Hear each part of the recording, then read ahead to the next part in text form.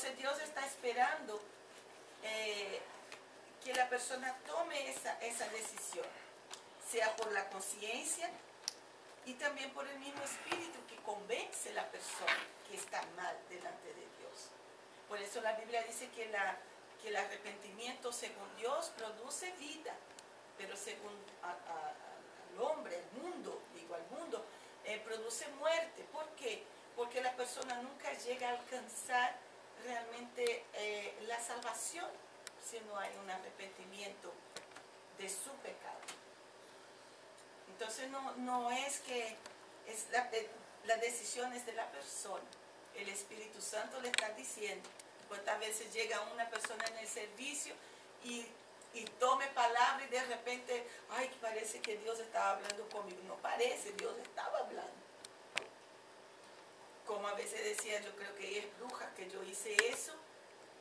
Hizo pocas horas que yo hice eso, y como que yo llego aquí a la iglesia y ella está hablando de eso, porque parece que vio que yo hice algunas horas atrás. Pero ¿por qué eso? Porque ella necesitaba arreglarse con Dios. No era conmigo, yo ni la conocía, ni conocía a la persona, era una persona visitante, eso hace años atrás, que vino a la iglesia y no podía creer. Y ella pensaba que yo era bruja. Pero eso porque el Señor es quien revela, no es uno. Entonces Dios quiere siempre dar oportunidad. Ahora depende mucho de la persona, diga. Sí, la Biblia dice que por Dios son ordenados los pasos del hombre, ¿verdad? Y Él aprueba su camino. Cuando el hombre cayere, no quedará postrado porque Dios lo sostiene con su mano. Y Juan dice aquí en el capítulo 5 de que hay pecados que son de muerte. Y lo dice varias veces, pecados de muerte.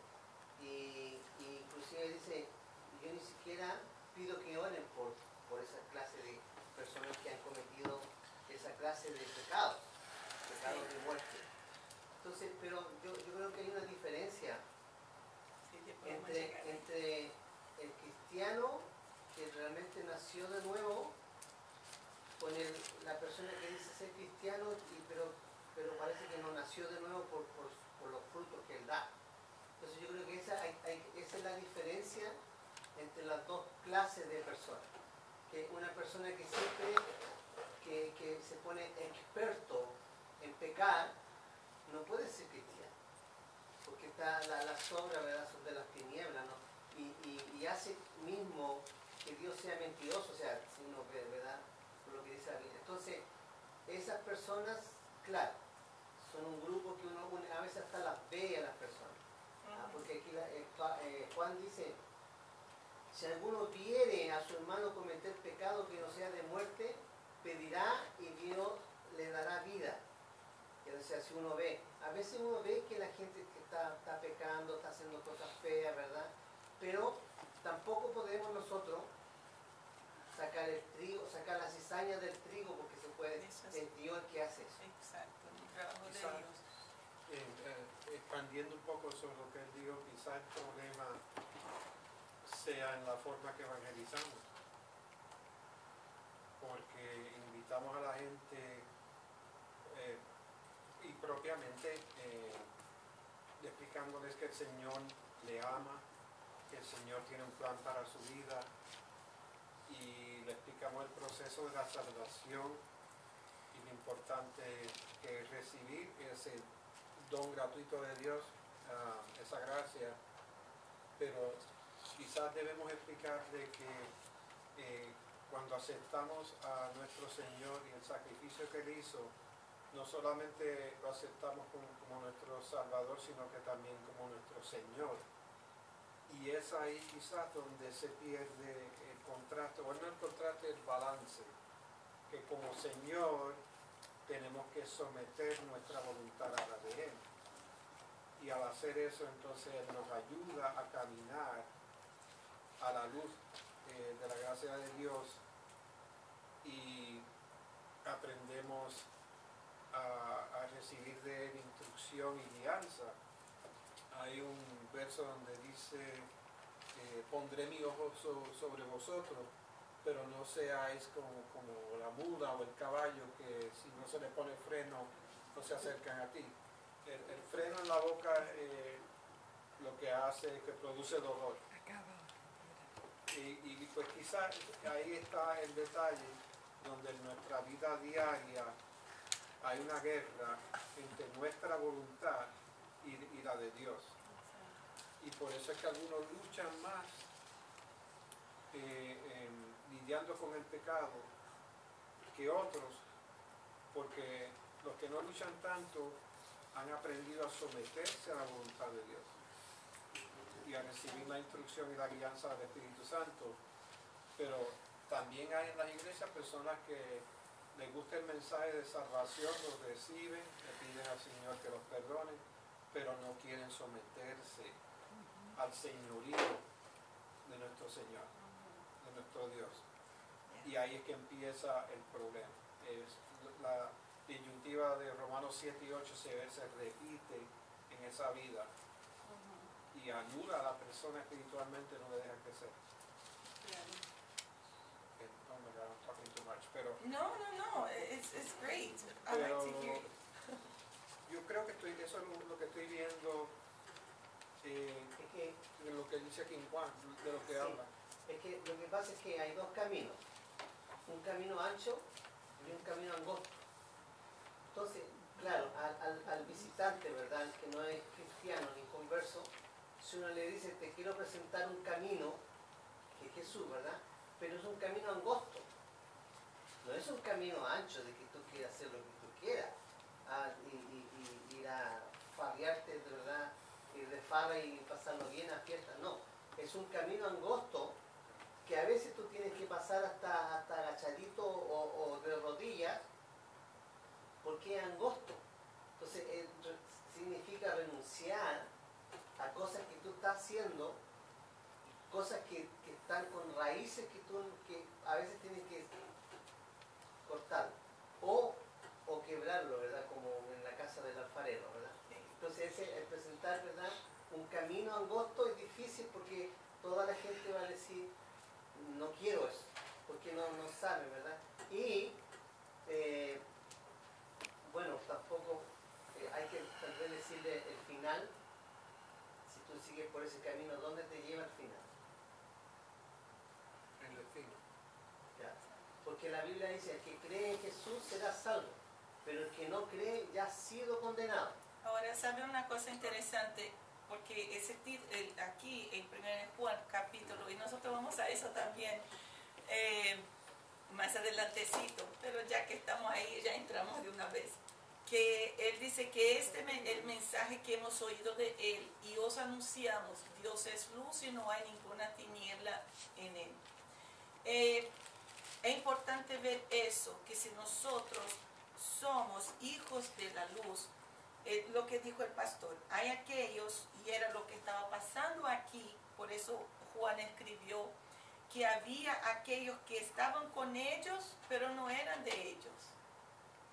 Que ellos simplemente estaban, pero como la cizaña. Y entonces Juan les dijo, mira, estaban con nosotros, pero ellos no eran de nosotros. ¿Por qué? Porque en realidad, ¿por qué el impío no viene al Señor? Y Jesús explicó eso. Porque quien está en tiniebla quiere mantenerse ¿a dónde? En tiniebla, para que sus obras malas no sean vistas. Una vez que venga la luz, ¿qué pasa? Todo lo feo, todo lo malo se muestra. Entonces hay gente dentro de la misma casa del Señor que viene a la casa de Dios, pero no tuvo un encuentro real con la luz. Y entonces vive todavía bajo la tiniebla, caminando en la tiniebla. Y tiene miedo muchas veces que si empieza a brillar la luz, van a descubrir que son chismosos, van a descubrir que soy eso, entonces es ahí donde empieza el problema de que esa gente quiere un evangelio a su manera, y entonces fácilmente son contaminados por otras doctrinas Y muchas veces quieren traer esas mismas doctrinas de lo que está escuchando por ahí para dentro de la casa del Señor. Entonces hay muchas cosas que podríamos decir, cómo es que una herejía, una falsa doctrina puede entrar en la casa de Dios. Entonces, desde personas que no nacieron otra vez y que están, come aquí, come allá y trae cosas chatarra para dentro de la iglesia. Puede ser el pastor que muchas veces está estudiando o lee un libro y no busca ver si el libro está de acuerdo con la palabra y encuentra algo muy interesante, bonito. ¿Sabe qué? Me gustó eso. ¿Sabe qué? Hace sentido lo que dice esa persona y ya empieza a escribir lo que hace sentido, pero no a la luz de la palabra, pero tal vez de la filosofía humana. Tal vez quizá el pastor piense, bueno, si yo enseño así, no debe estar tan malo. Al final yo saqué de un libro cristiano. Yo creo que a la iglesia le va a gustar. El punto no es si a la iglesia le va a gustar. El punto es si va a hacer bien a la iglesia. Porque ¿quién no le gusta de promesa aquí? ¿Quién no le gusta que Dios le hable? Y que, ay, porque Dios te va a bendecir, y porque es, y por... ¿Quién no le gusta, hermanos? Dime a quién. Ahora, cuando el Señor empieza a decir, tú andas en tinieblas, hay que venir para la luz, arrepiéntete de tu pecado, y empieza ahí con la palabra, ahí cayendo como un vinagre. Ahí empieza, ya la gente empieza a saltar, diga. El apóstol establece claramente que andamos en luz cuando hemos vuelto a nacer, pero también establece en el verso 10, si decimos que no hemos pecado, le hacemos a él mentiroso y su palabra no está en nosotros. Entonces mi interés o mi ángulo en todo esto es el educar y estimular a una persona que ya es creyente. Exacto. A cómo interpretar esto, Okay. Para que no caiga en un ciclo de pecar, sentimientos de culpa, repetir el pecado, confesar, sentimientos de culpa, caer en un ciclo, círculo. Pero ahí usted dijo, mira, sentimiento de culpa, ¿ok?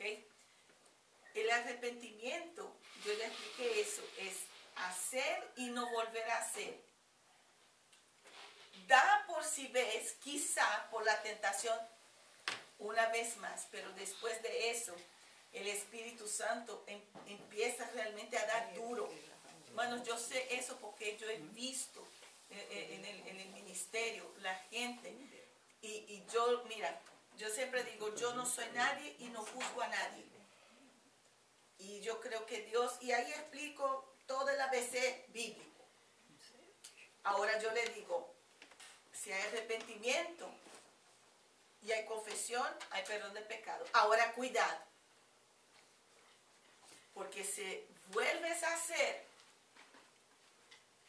el trato ahí ya va a ser un poquito más elevado con Dios. ¿Por qué? Porque Dios no quiere que nadie se pierda. Y Dios va a luchar por esa alma. ¿Ustedes entienden? Porque el pastor y Dios estamos ahí, aconseja y luchamos por esa alma.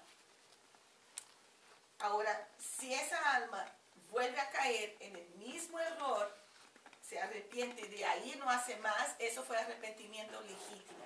Ahora, se vuelve a caer una, perdón, Señor, ¿por qué? ¿Por qué está pidiendo perdón? ¿Porque se arrepintió? ¿Porque tiene miedo de quedar aquí con el anticristo? Más bien porque tiene miedo de la vida futura.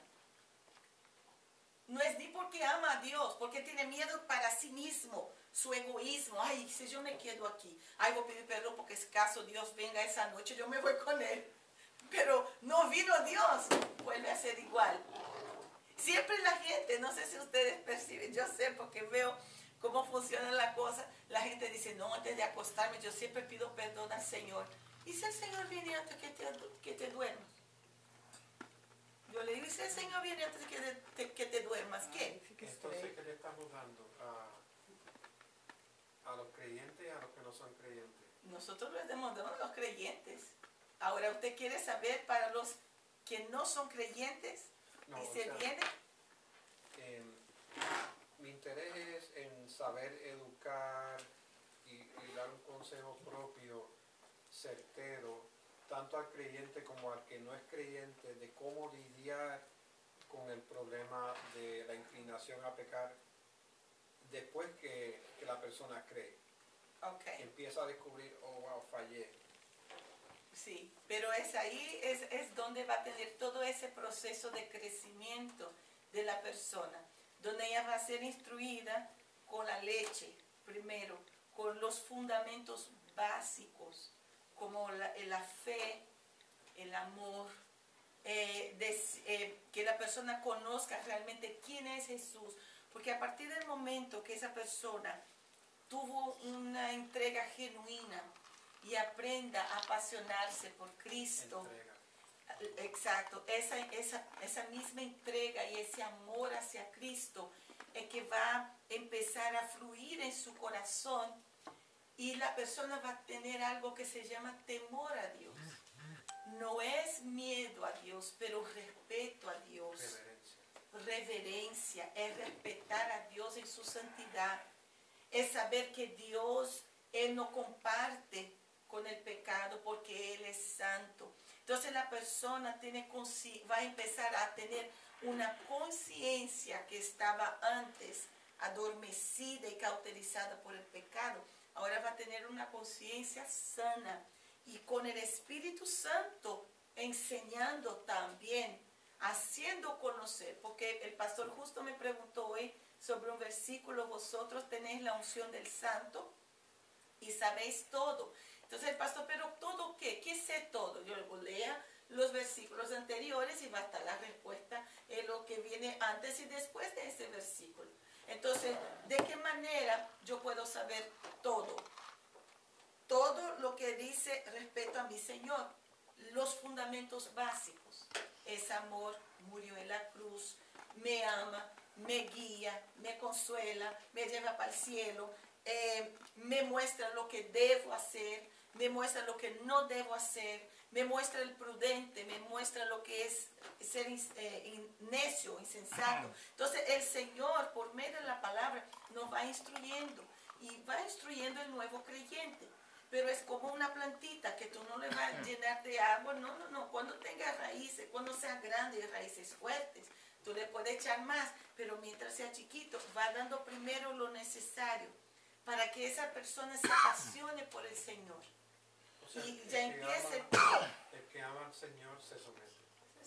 Y crece espiritualmente. Y quiere crecer. Sobre esa pelea está presente todos los días. ¿Nuestra voluntad o la del Señor? Eso es la pelea constante del ser humano. ¿Es mi voluntad o la voluntad de Dios? Mira, hermanos, yo prefiero hacer la voluntad de Dios 100%. A través de todo el día,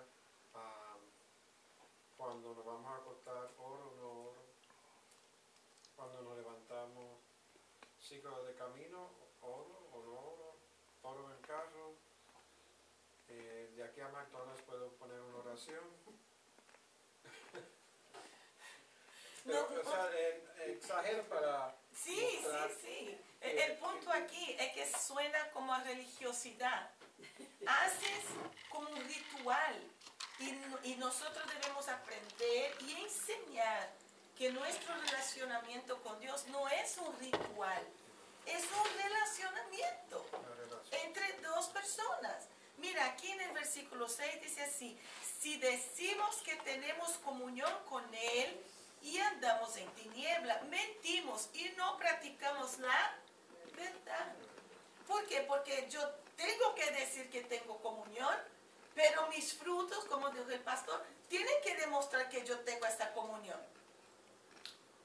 Porque si yo ando en tiniebla, entonces yo no estoy siendo verdadero. ¿Por qué? Porque Dios es luz y yo estoy en tiniebla y Dios, no, yo tengo comunión con Dios y te mira, ¿y dónde estás que no te veo? Está en tremendo cuarto oscuro en la vida espiritual. Jesús mismo dijo, por su fruto los conocerán. Exactamente. Entonces, cuando miramos todo eso, podemos entender claro lo que es realmente el arrepentimiento, podemos entender que uno tiene que enseñar a la persona desde chiquito, desde que nace otra vez, a cómo caminar y proceder en los caminos del Señor, dando cosas prácticas, tiniebla, luz, usar ejemplos, mostrar que uno tiene la naturaleza, sí, pecaminosa, pero ¿cómo yo puedo vencer esa naturaleza pecaminosa? Entonces yo leo que somos tentados, pero el Señor nos da victoria sobre la tentación, pero tenemos que poner de nuestra parte también. Es como yo digo, si un hermano, una persona que vino de los vicios de tomar y le gusta pasar por ahí, por los pasillos en el Walmart, donde están las cervezas, los vinos, ahí tampoco está tentando a Dios. ¿Por qué yo digo eso? Porque sí, porque vino de un vicio y está pasando en un lugar que no tiene nada ahí para que esté pasando por ahí. Entonces se está poniendo en la boca del lobo él mismo.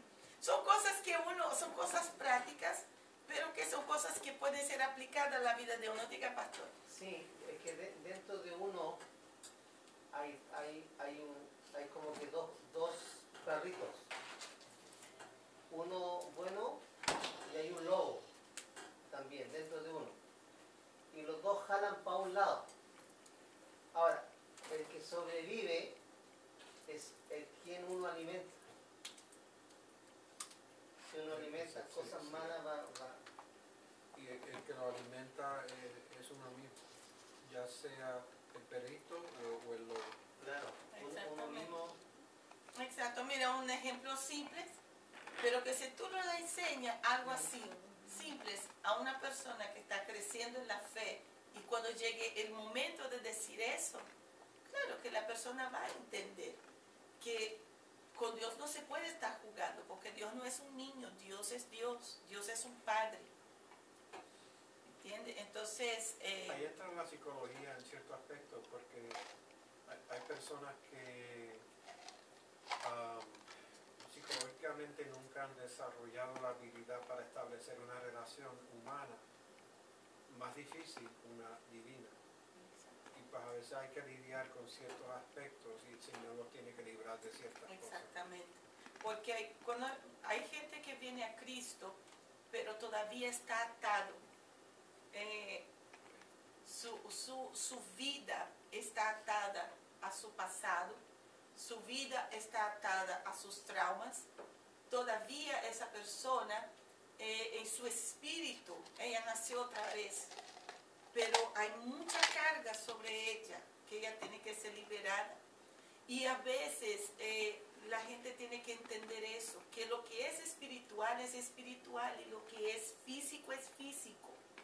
Entonces hay gente que uno tiene que tratar, que el diablo se aprovecha de sus debilidades físicas muchas veces o emocionales para atacar ese punto de esa persona. ¿Por qué yo digo eso? Porque Jesús mismo pasó por ese problema, porque Jesús estaba ayunando, estaba fuerte espiritualmente, pero cuando terminó su día de ayuno y él entregó su ayuno, ¿qué pasó?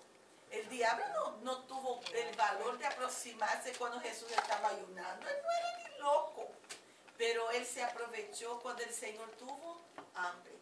Dijo, bueno, pasó todo ese tiempo solo, lejos del cielo, solo en un desierto, sin comer.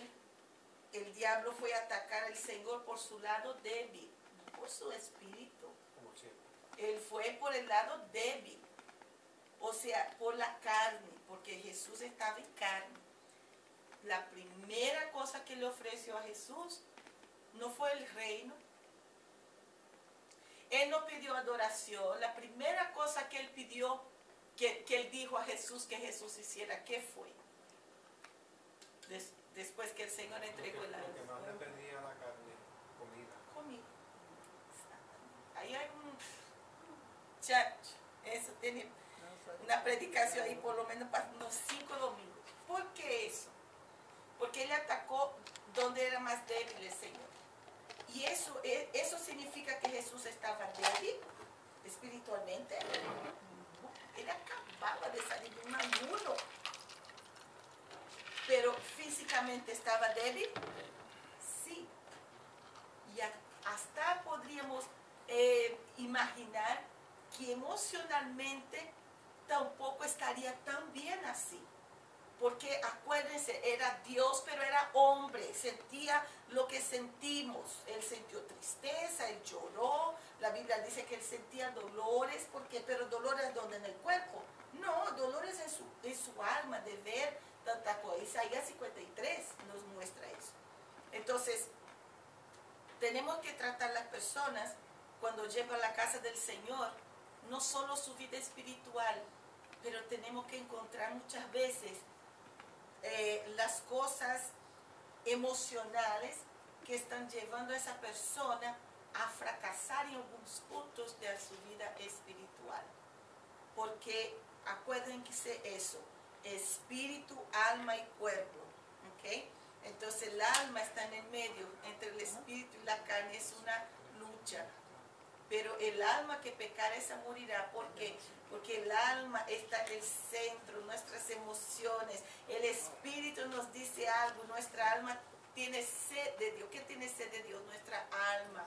¿Y por qué muchas veces la persona tiene sed de otras cosas? Entonces, de la carne, de las cosas que satisfacen su ego, su carne, sus emociones que en realidad están más alborotadas, porque cuando una persona tiene paz, su paz no es solamente su alma, su paz es su espíritu. Y cuando yo tengo paz en mi espíritu y mi alma, todo mi cuerpo siente bien, ¿sí o no? Siempre es así. Entonces hay que separar un poco en ese sentido el espiritual y el emocional, porque hay gente que llega necesitando sanidad de sus emociones. Dios lo hace, sí, Dios hace absolutamente todo completo. Cuando una persona se entrega a Cristo, es espíritu, alma y cuerpo. Así tiene que ser, espíritu, alma y cuerpo. Entonces, entregó su espíritu, está salvo, el espíritu estaba muerto, ahora resucitó en Cristo, gloria, aleluya, nació otra vez. Y el alma, entregó el alma, ahora es el momento donde se va a tener que trabajar esa alma. ¿Por qué? Porque ella va a tener que olvidar muchas cosas y empezar a acercarse más a las cosas espirituales, dejándose hacia atrás las cosas que siempre le atraían a estar apartado de Dios. Ahora tiene que juntar su espíritu que estaba muerto, ahora tiene que aprender a amar a Dios que es espíritu. Es un proceso, es todo un proceso. Parece complicado, pero no lo es. Es complicado en el momento que estamos explicando, pero cuando tú pones en la práctica, tú vas a entender mejor la situación de una persona cuando viene a los pies del Señor. Por eso hay que enseñarla lo que dice la palabra, pero mostrar primero un Dios de amor. Vamos a empezar a mostrar el señorío de Dios, quizá, a ver, un mes después que la persona ya, pero el señorío de Dios de una manera que la persona sepa que aunque tiene un Señor, ella sigue siendo libre. ¿Libre a dónde? Ahí es donde tú vas a explicar. ¿De qué manera es libre? He visto creyentes nuevos que cuando ven, por ejemplo en el capítulo 2, donde dice, y el verso 3, y en esto sabemos que nosotros le conocemos si guardamos sus mandamientos. Crean confusión porque cuando ven que nadie podrá ser salvo por las obras de la ley, y pues acá hay que obedecer mandamientos si queremos decir que andamos con él, crea un poquito de confusión. Bueno, entonces tenemos que guardar los mandamientos. ¿Cuáles mandamientos? Bueno, los 10 mandamientos que recibió Moisés,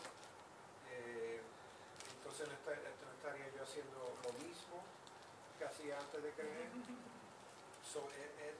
Esos detalles hay que Sí, explicarlos. esos detallitos hay que explicar. Mira, los mandamientos, nosotros estuvimos hablando martes sobre eso. Los mandamientos son reglas morales, que cualquier lugar que tú vayas, siempre va a existir esa regla moral. Desafortunadamente, la primera regla, que es amar a Dios sobre todas las cosas, esa regla que hay solo un Dios, que adora solo un Dios, toda la gente piensa que adora solo un Dios, y no es verdad. Entonces, esa es la número 1. Pero ahí cuando tú llegas, no matarás, no codiciarás, no robarás. Ahí, claro, eso es ley moral. Entonces, tiene que cumplir esas leyes. Sí las tiene que cumplir, porque Dios las puso ahí para cumplir. Ahora, cuando tú haces un apañado, pero espérate, ahí dice cumplir mis mandamientos. ¿Cuáles son los 2 mandamientos dejados por el Señor? ¿Uno hace qué? Un apañado.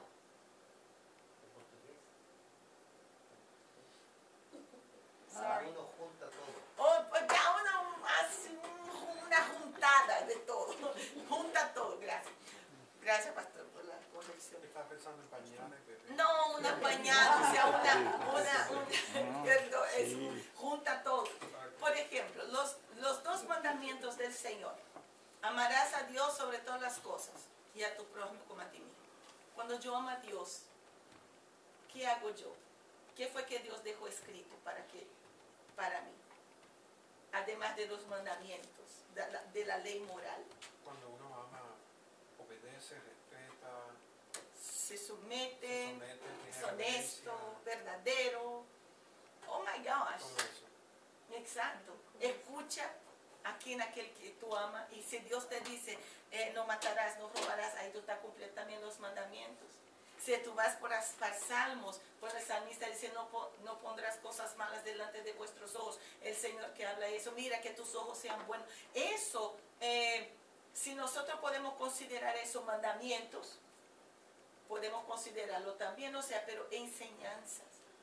Son enseñanzas que el Señor nos está dando. Contestaría a una persona nueva en la fe, porque una cosa son los mandamientos que recibió Moisés, y otra cosa es las instrucciones que nos da el Espíritu Santo en nuestro diario caminar. ¿Estaría bien eso? ¿Sería demasiado amplio? Dígame, está hablando Gloria. Él habla, hermano, él habla. No, porque si uno usa la palabra mandamiento, Juan mismo escribió aquí, habla en plural, ¿verdad? Dice, si guardaréis mi mandamiento, permaneceréis en mi amor, así como yo he guardado los mandamientos. ¿Qué dice? Estas cosas os he hablado para que mi gozo sea cumplido y vuestro gozo sea cumplido. Este es mi mandamiento, que os améis uno a otro, como yo os he amado. Entonces habla de mandamientos en plural, pero después él dice, el mismo Juan, dice, este es mi mandamiento, 2 puntos, que os améis unos a otros, como yo os he amado. La hermana María quiere saber en qué capítulo y verso. 15, Juan 15, del Evangelio de Juan 15, 12. Sí, aquel que tiene mis mandamientos lo guarda, ese es que me ama. Entonces, ahora, si nosotros ponemos de la siguiente manera, por ejemplo, si podemos dar una evidencia de la vida espiritual, podemos decir, por ejemplo, una conciencia sensible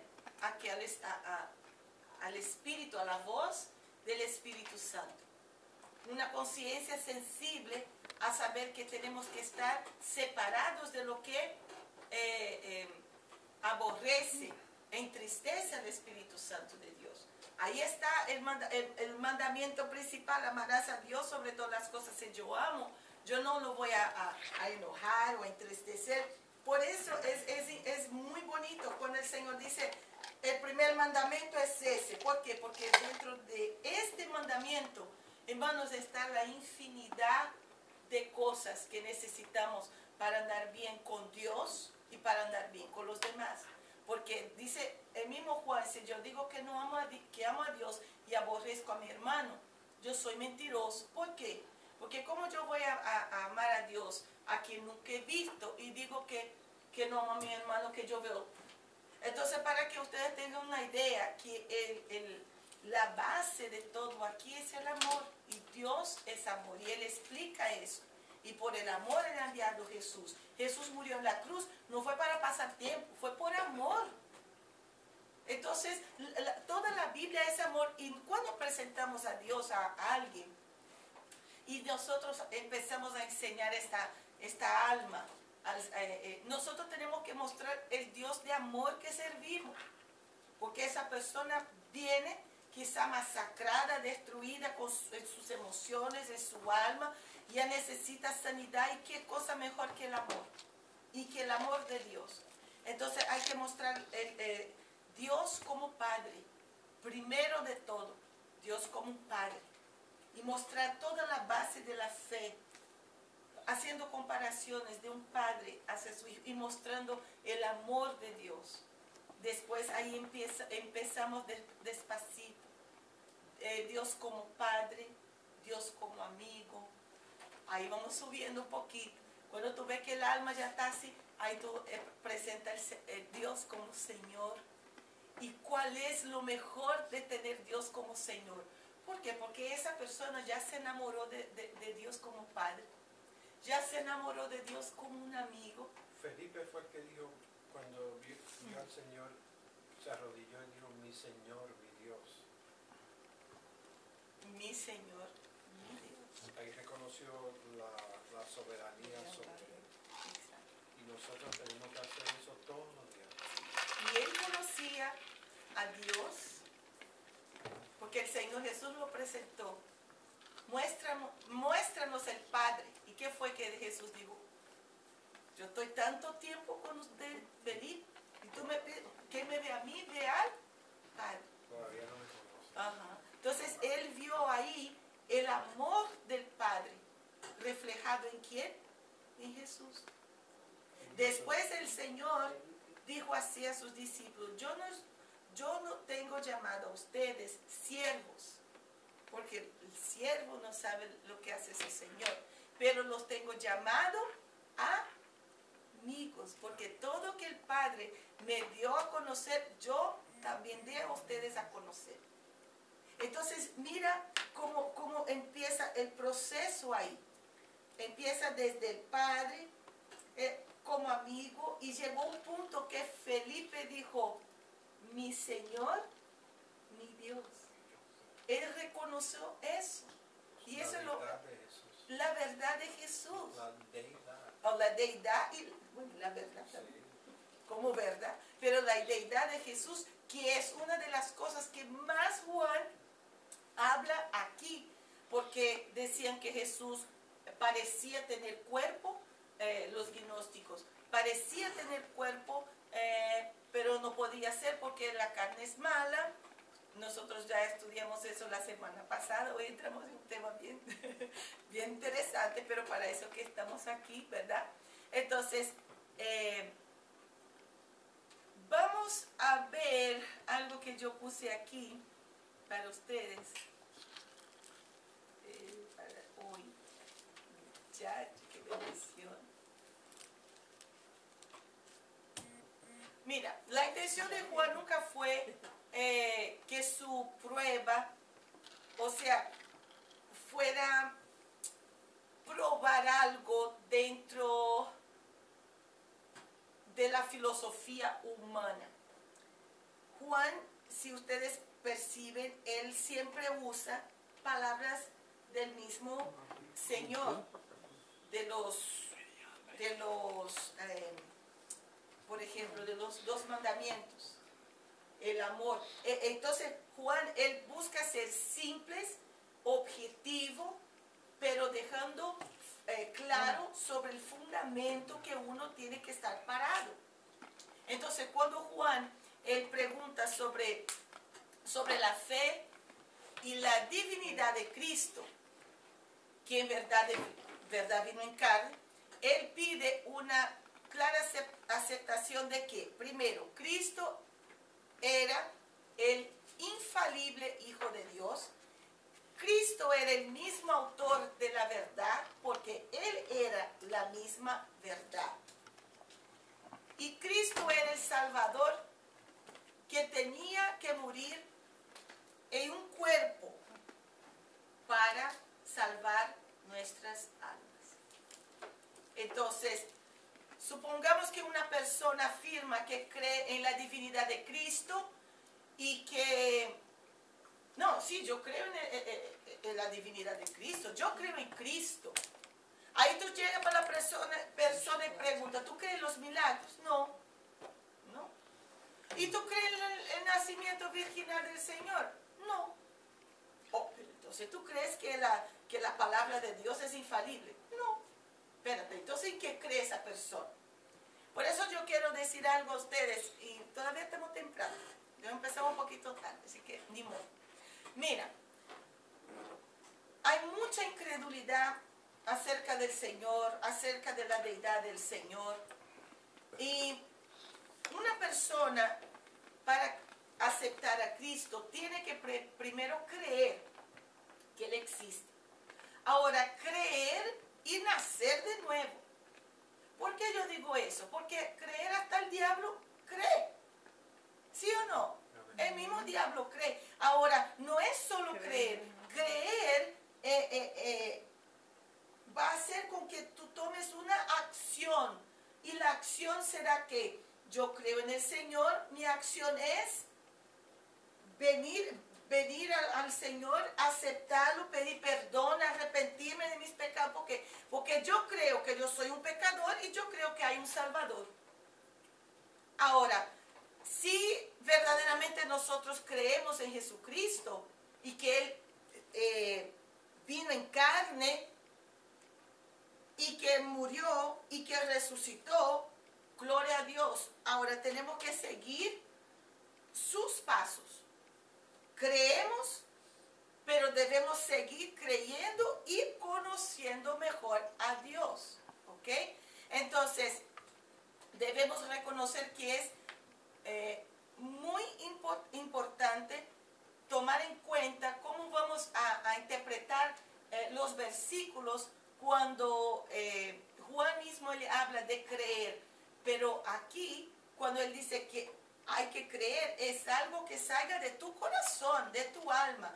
No es simplemente, yo creo porque toda la gente cree. Yo creo porque escuché que existe. Yo creo porque no hay nada más que creer. Tiene que haber convicción de la Biblia. Exacto. No lo hacemos nosotros. No, es una convicción porque Él es que convence al hombre del pecado, justicia y juicio. Entonces debemos entender que Juan, él está hablando de que el Espíritu de Dios, cuando habla nuestro corazón, nosotros somos capaces de creer, arrepentirnos y confesar. Y confesar. Entonces, cuando confesamos, las cosas cambian. Ahora, pastora, pero ¿y cómo funciona eso? Hay gente que confesa, hay gente que cree. ¿Y qué pasa? Pero esa gente, uno no ve aquí. Sus obras no coinciden con lo que profesan. Fue como dijo aquí el versículo 2, que dice que tiene comunión con Dios, pero permanece en tinieblas. Juan usa mucho eso, el contraste de luz y tinieblas. Sí, mucho, incluso en el Evangelio mismo. Él empezó ya así con todo, con el verbo, con la luz. Él ya empezó así el Evangelio, ya con eso, porque él supo poner bien la luz y la tiniebla en eso, porque es fácil de explicar a una persona lo que es estar en luz, lo que es estar en tiniebla, lo que es ver y lo que es estar ciego, no saber por dónde va, andar en la oscuridad. Cualquier persona, claro. Si tú preguntas, ¿quién tiene miedo a la oscuridad aquí? ¿Nadie? Félix, que pone una lamparita de pared. Pero el punto es ¿Por qué la gente tiene miedo de las tinieblas? ¿Por qué la gente no le gusta la oscuridad? Tienen miedo a lo que no pueden ver. Exacto, tiene miedo a lo que no puede ver. No sabe lo que está en su camino. Salen palpando todo, poniendo la mano y así, siempre caminan despacito con el piecito así a ver si hay algún hueco, alguna escalera. ¿Por qué? Y eso en la vida espiritual, así está la gente, camina en tinieblas. Pero cuando yo tengo esa comunión con Dios, que es luz, yo no tengo miedo de caminar porque estoy en la luz. Yo puedo ver absolutamente todo que está a mí. Dos lados, adelante de mí, se miro atrás, veo, se miro arriba, veo, se miro abajo, veo. ¿Por qué? Porque hay luz en mí y hay luz en mi vida. Entonces es fácil de explicar eso. Ahora, hay cristianismo totalmente falsificado, hermanos. ¿Qué ustedes me dicen? ¿Sí o no? Muchachos, hay mucho. Y el cristianismo desbalanceado. Exacto. Es como decir, hermano Israel, toma aquí, hermano Israel, es un public scholar. ¿Cómo es? No, perdón, es un SEM scholar. Hermano Israel va a decir, no, te reprendo. Me va a reprender, ¿por qué? Porque no es la legítima, no es la Coca-Cola.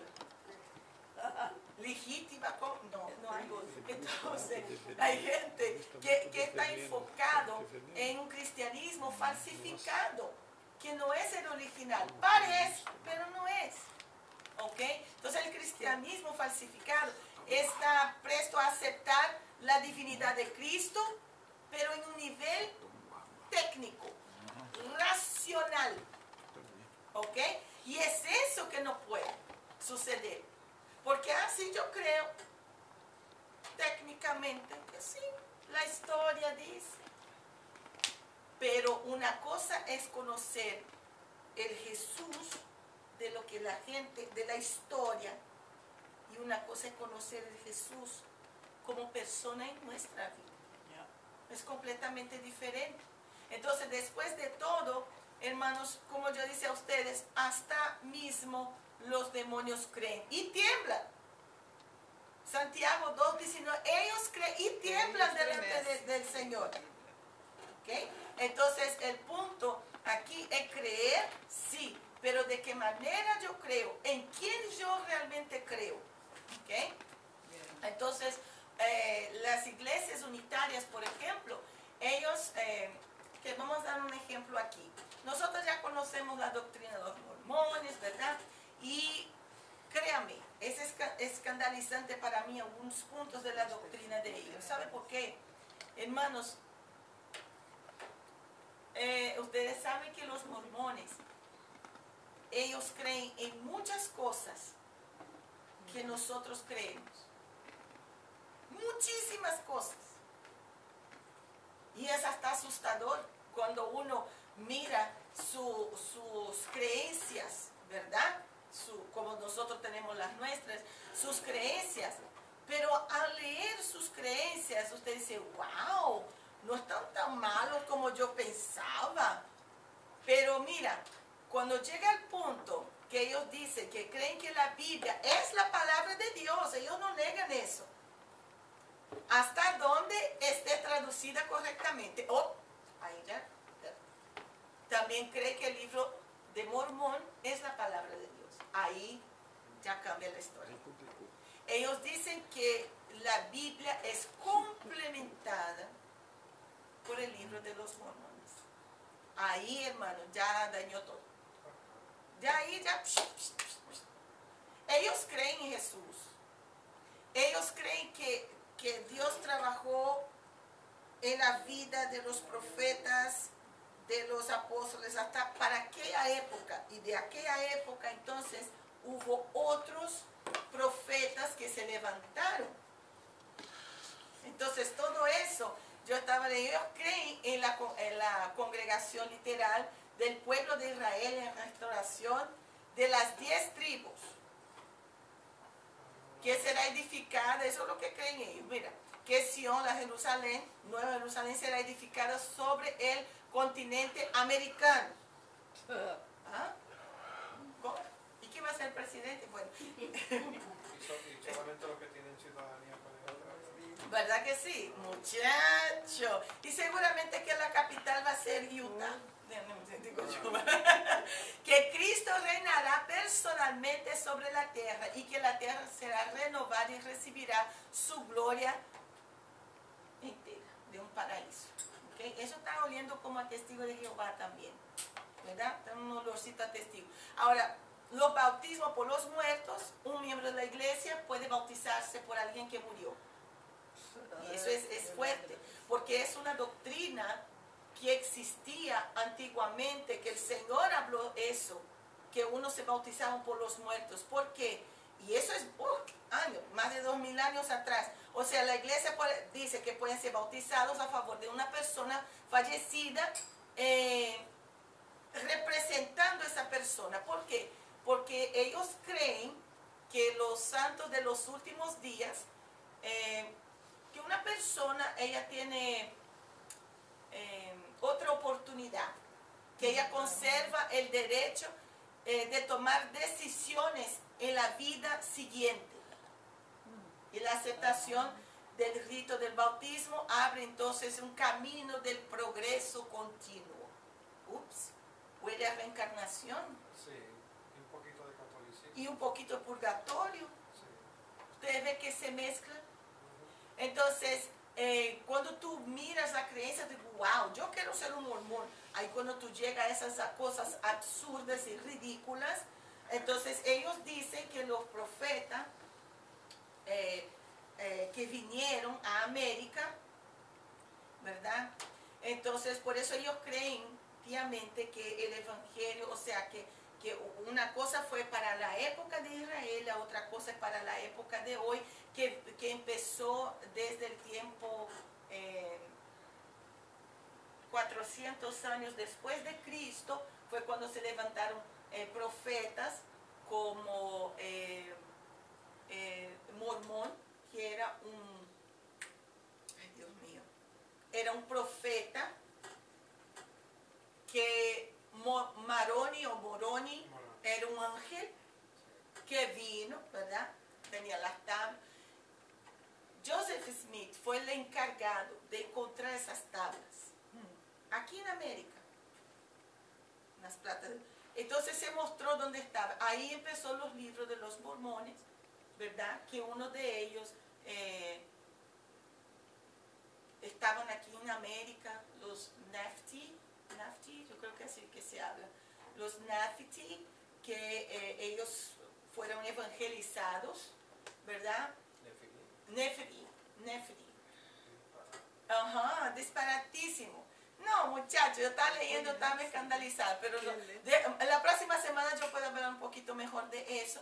Y ahí vienen otros libros de otros profetas de esta época, ¿okay? De 400 años después de Cristo, que predicaron hasta que esos libros que estaban ahí profetizados fueron encontrados entonces por Joseph Smith. Y ellos creen, claro, que Joseph Smith fue un gran profeta, creen en él completamente, porque si tú vas a mirar los mormones, hasta el nombre, porque mira, ellos dicen que ellos son los santos de los últimos días, porque existieron los santos de los primeros días, que fueron la iglesia primitiva, la iglesia como empezó a crecer. Entonces ellos dicen que son de los últimos días, porque por la cuestión de lo que va a pasar aquí en el mundo, de todo renovado, toda esa cuestión.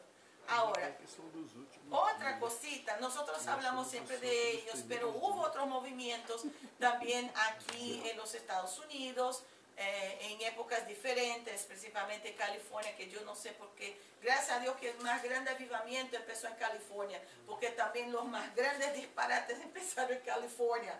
Ustedes pueden notar eso. Incluso la primera iglesia gay de los Estados Unidos empezó en California. La primera iglesia satánica empezó en California. Entonces, todo empieza allá. Pero Dios dijo, bueno, empezó las desgracias, pero voy a empezar un avivamiento aquí. Y fue en California, en la calle Azusa, que empezó. Entonces, sale cosas buenas de California también, gloria a Dios. Entonces, si nosotros vamos a ver, por ejemplo, lo que está pasando aquí, a las 9 nos vamos. Mira, conocemos los mormones, pero hay religiones cristianas, comillas, ¿ok? Que se dicen cristianos, no dicen cristianos, pero que estamos más familiarizados con ella. Por ejemplo, hay una religión que yo creo que ustedes ya escucharon, solo Jesús o Jesús solo, solo Jesús. Ellos vienen del unitarismo, ¿ok? Y solo Jesús, ellos no creen en la Trinidad, ellos creen solo en Jesús. Porque ellos dicen que Dios Padre y el Espíritu Santo son apenas nombres que se puede aplicar a la persona de Jesucristo.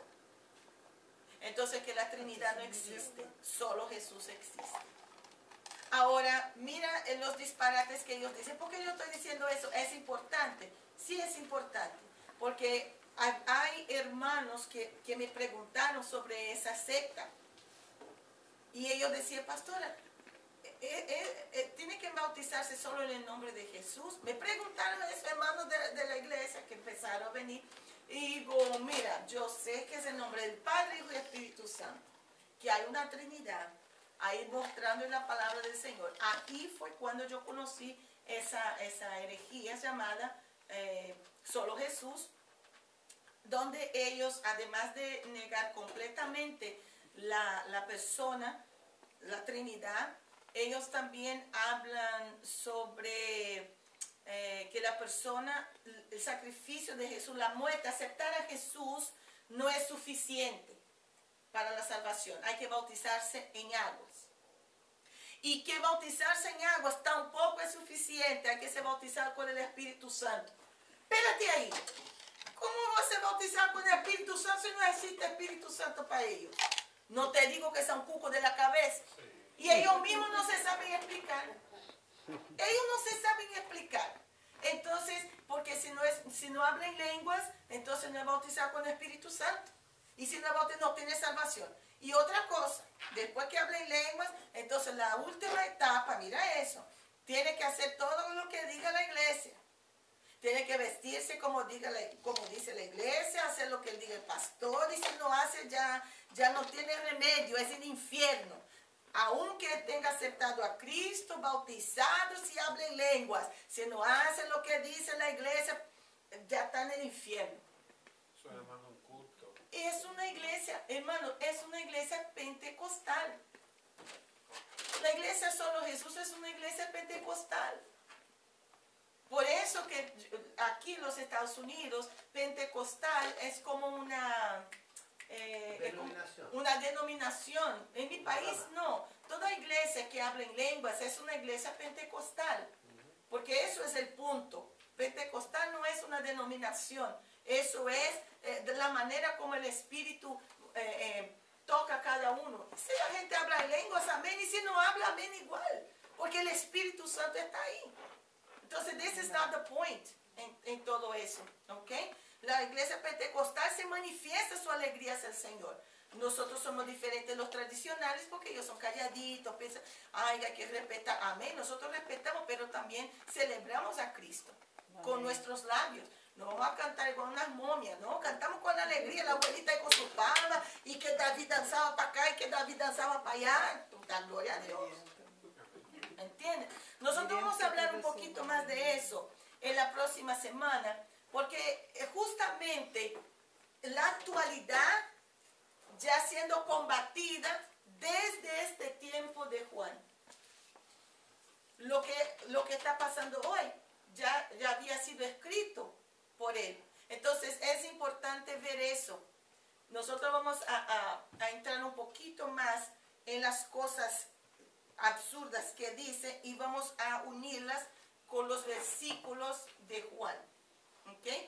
Porque es una forma de combatir esas barbaridades que hablan por ahí. Ahora, déjenme decir algo a ustedes, que yo encontré no solo en Brasil, en mi país, pero también pensaba que existía solo en mi país, qué equivocada estaba. Hermano, cuando yo abrí así en la iglesia en español, digo, ¿what?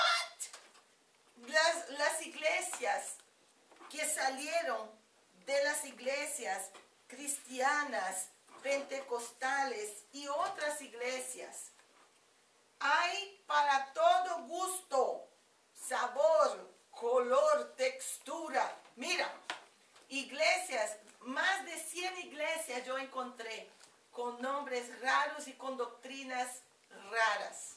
Créame, Dios mío. Mira, a mí, yo me estaba riendo sola. Y digo, Señor, perdón. Mira, hermano, sola, parecía una loca y llorando así de reírme con las barbaridades. Mira, había una iglesia que se llama Iglesia Pentecostal Jesús Nació en Belén.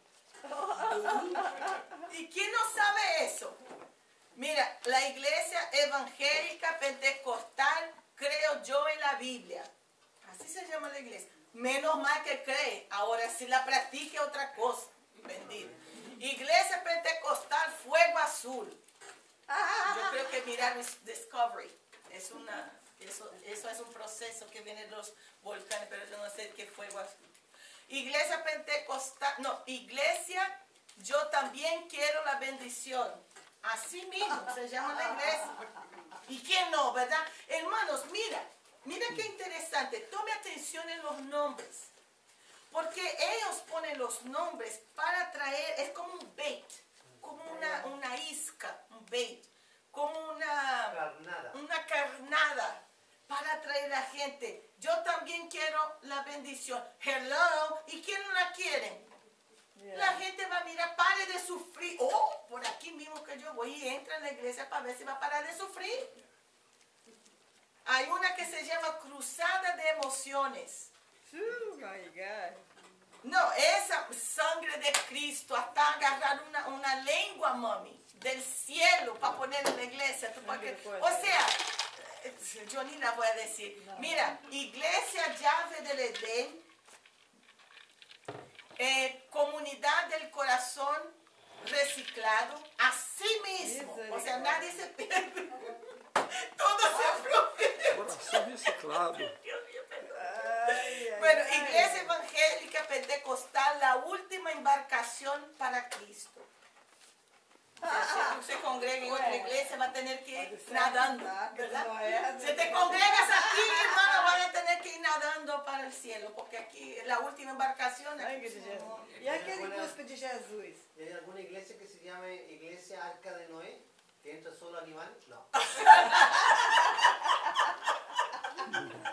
Bueno, me faltaba eso, ¿verdad? Pues ni modo. Mira, Asociación Evangélica Fiel hasta abajo del agua. Así mismo. Seguro que para aquellos que bucean, ¿verdad? La iglesia de Adulán, digo yo.